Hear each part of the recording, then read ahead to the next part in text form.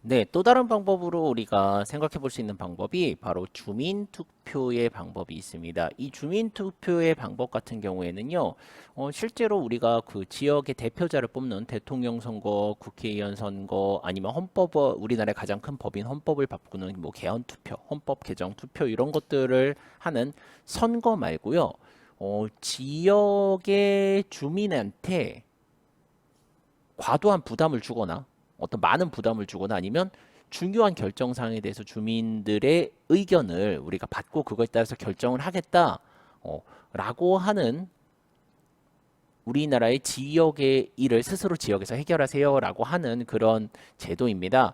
그래서 실제로 이 주민투표 같은 경우에는 어느 정도의 강제 사항이에요. 그래서 예를 들면은 주민투표에서 결정된 사안 같은 경우에는요, 실제로 실제로 그 결정된 의견을 갖다가 따라야 된다라는 겁니다. 여기 나와 있는 그 주민 참여 예산제에서 나오는 주민 투표 같은 경우에는 실제로 그 주민 참여 예산제를 할 때 의사결정 안에서의 투표제를 얘기를 하는 거고요. 조금 더 큰 범위로의 그 주민 투표제 같은 경우에는요. 많은 부담, 예를 들면 이걸 한번 결정하게 되면 지역에서 엄청난 돈을 들여야 된다. 아니면 이걸 한번 결정하게 되면 되돌리는데 굉장히 많은 시간이 걸린다라는 것들이 있습니다. 그래서 대표적으로 얘기를 들어보면요. 이 지역 주민 참여 주민 투표에 대한 그 법이 2004년에 만들어졌는데 2005년도에요. 제주도의 행정구역을 바꾸자. 예를 들면 제주도 안에 북제주군과 남제주군이 이렇게 있었는데 요걸 합치자라고 해서 하나의 그냥 지금은 우리가 제주특별자치도라고 하잖아요. 그걸 할 때 그렇게 할래요? 아니면 그렇게 하지 않을래요? 라는 사안을 갖다가요. 도에서 이미 옛날 같은 경우에 이런 걸 행정기관에서 그냥 결정해버렸는데 이건 지금 큰일이다. 그래서 이 지역 주민의 의견을 물을게요라고 해서 첫 주민 투표를 실시를 했었습니다. 그래서 실제로 투표가 우리가 알고 있는 선거랑 똑같은 과정을 통해서 하고요. 선거관리위원회에서 나와서 실제로 공정하게 투표 절차를 진행을 합니다. 그 결과 제주도 같은 경우에는 옛날에 북쪽과 남쪽을 갈라서 북제주군, 남제주군으로 나눠져 있었는데 이게 폐지되고 실제로 지금의 하나를 합친 제주특별자치도라는 도가 생기게 되었죠. 그리고 나서 또 다른 사례 같은 경우에는요. 2011년도에 서울특별시 여러 우리가 있는 지역에서 무상급식에 관련된 주민투표를 했었는데 이 무상급식 관련해서 주민투표를 했을 때 사람들이 일정 요건을 채우지 못해서 이거는 무효가 돼 버렸어요. 무상특식 관련해서 이게 무효가 돼 버렸고 그 다음에 지금까지 대략 한 10번 정도 그 10번 정도에 대해서 10번 정도의 실제로 주민 투표가 이루어졌고요. 2019년에 아마 그 거창 지역의 그 구치소라고 해서 그 범죄를 저질렀다라고 의심을 받는 사람들이 잠시 머무르면서 법원의 판결을 기다리는 곳을 이제 우리가 구치소라고 하는데 교도소랑은 조금 다른 개념이에요.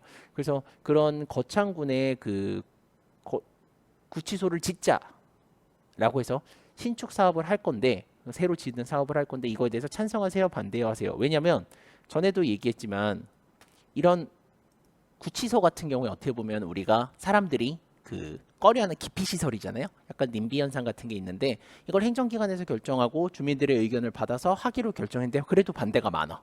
그러니까 거창군은 어떻게 한 거예요? 그래요. 그러면 좋다. 우리 이렇게 하지 말고 주민 투표로 한번 의견을 확실하게 모아보자라고 해서 결정을 했었죠. 그래서 추진 찬성이 현재 장소에 추진하자라고 해서 찬성이 64%가 나와서 기존 안대로 나왔다고 합니다. 그래서 그런 사례들은 우리가 한번 그 나중에 영상으로 한번 살펴볼 거고요. 실제로 이 그 주민 투표 같은 경우에는요. 일정한 절차에 의해서 진행이 됩니다. 그냥 주민투표 그냥 하자라고 해서 하는 게 아니라요. 주민투표를 청구를 해야 됩니다. 우리는 이렇게 주민투표를 하겠어요라고 청구를 하고 그 청구 사실에 대해서 사람들한테 우린 이런 얘기에 대해서 주민투표를 해볼 거예요라고 공표를 하고 그 다음에 실제로 주민투표 발의라고 해서 실제로 하겠어요라고 알리는 발의를 하고 난 뒤에 그 다음에 그 지역에 있는 사람들의 누구누구 투표할 건지 투표인 명부 작성하고 실제로 투표하고 그 다음에 개표를 합니다.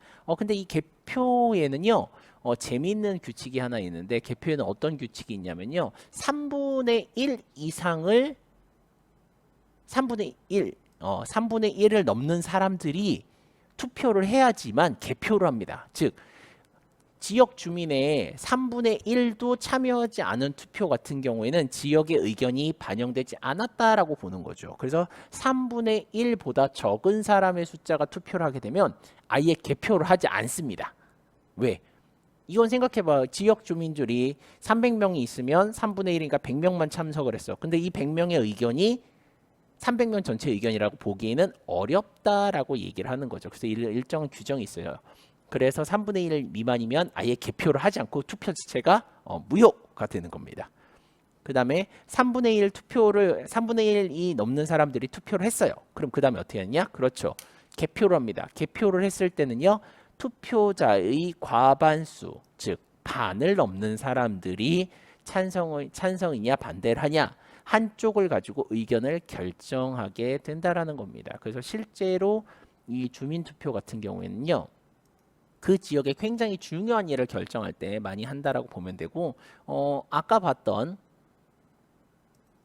여기에 그 131쪽에 나오는 주민참여예산제의 주민투표 같은 경우에는 주민예산제를 결정하는데 주민의 참여 예산제를 결정함에 있어서 투표 과정을 했다라는 거죠. 주민투지 여기 있는 원래 그 좀 큰 범위의 주민투표랑은 조금 다릅니다. 그래서 선생님이 설명을 해주려고 했었는데요.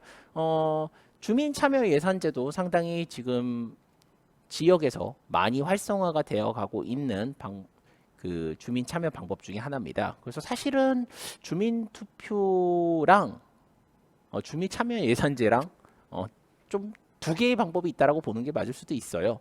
왜냐하면 지금 아까도 얘기했지만 그 주민 투표는 좀 더 큰 범위로 따지자면 실제로 지금까지 우리나라에서 한 10번 정도밖에 일어나지 않은 일들이고 그다음에 주민참여 예산제 같은 경우에 지금 각 지역마다 다 하고 있어요. 근데 그 주민참여 예산제에서 여러 사항을 결정할 때 뭐를 한다라는 거예요. 그렇죠. 그때 투표를 한다라는 거죠. 그래서 여기 나와 있는 주민투표의 의미가 크게 보면 그 일정한 법적으로 정해진 규정과 절차를 따라서 해야 되는 주민투표 같은 경우에는 실제로 조금 더 큰 일, 더 중대한 일을 하는 거고 여기 나와 있는 주민투표 같은 경우에는 요 일, 주민참여 예산제 같은 걸 결정할 때 하나하나 사안을 결정할 때 하는 투표라서 조금 의미가 다릅니다. 그래서 선생님이 추가로 설명을 해줬던 거고요. 그럼 지금부터 131쪽에 나와 있는 주민참여 예산제에 관련된 글을 한번 읽어보고 이거랑 관련된 영상을 보도록 하겠습니다.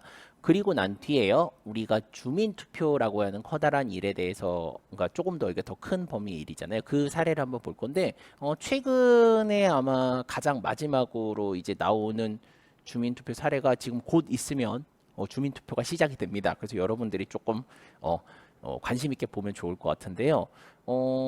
천안시의 일봉산의 도시공원을 만드는 것에 관련해서 여러분들의 그 의견을 묻는다라는 그 천안 일봉산 관련된 주민투표가 지금 진행이 되고 있습니다. 실제 주민투표예요. 커다란 의미에서. 그래서 이 주민투표 관련된 아마 기사들이 아마 어제부터 굉장히 많이 나올 겁니다. 그래서 여러분들이 한번 천안 일봉산 주민투표해서 검색을 해보면 여러분들이 알 수 있을 거고요. 여태까지 있었던 다양한 그 커다란 주민투표의 사례들에 대해서 선생님이 한번 영상을 통해서 정리를 해주도록 하겠습니다. 수원 시내 곳곳에 방범용 카메라가 확대 설치되고 동주민센터에서 운동기구를 대여할 수 있다면 어떨까요? 이는 시민들이 직접 제안한 주민참여 예산 사업들입니다. 주민참여 예산제는 시의 예산 편성 과정에 시민이 참여해 효율적으로 예산을 편성하는 제도인데요. 9일 수원시청에서 열린 주민참여 예산위원회에서는 지난 1년 동안 시민들이 직접 제안한 사업 800여 건 중 우선순위 대상 사업으로 161건을 선정했습니다. 이날 회의에는 염태영 수원시장과 관계자 100여 명이 참석해 방범용 카메라 확대 설치, 운동기구 대여 서비스 등 시민들이 직접 제안한 사업들에 대해 논의했는데요. 수원이 발전할 수 있는 좋은 아이디어가 있다면 수원시청 홈페이지 주민참여 예산방을 통해 누구나 제안할 수 있습니다.